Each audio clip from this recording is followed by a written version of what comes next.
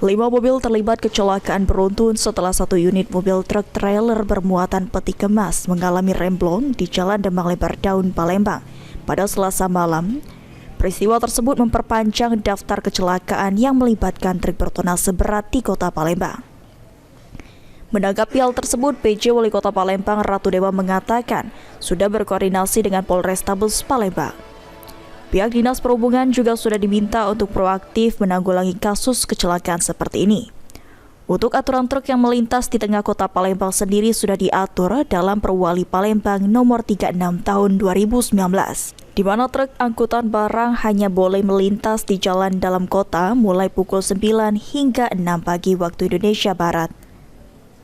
Dengan peristiwa ini, pemerintah Kota Palembang akan mengupayakan follow-up evaluasi perwali tersebut, mengingat saat ini aturan tersebut sudah ditangani langsung oleh pemerintah provinsi dan pemerintah pusat atau lintas kementerian. Kan ini kan jam 10, jam 9 ke atas untuk mobil bermuatan besar. Kalau kaitan itu sebenarnya sudah beberapa kali kita adakan evaluasi karena ini adalah lintas kementerian, karena sudah ditangani oleh pemerintah provinsi maupun pemerintah pusat.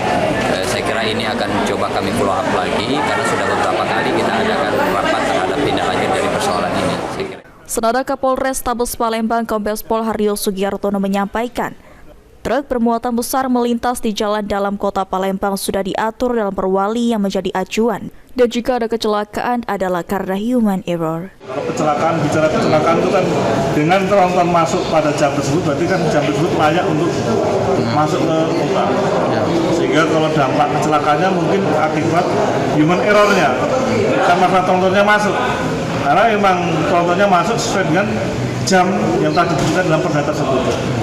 Sehingga apabila kita menyikapi kecelakaannya, berarti human error-nya, bukan masalah tronton itu masuk. Sandi Pratama, Heru Wahyudi, PAL TV.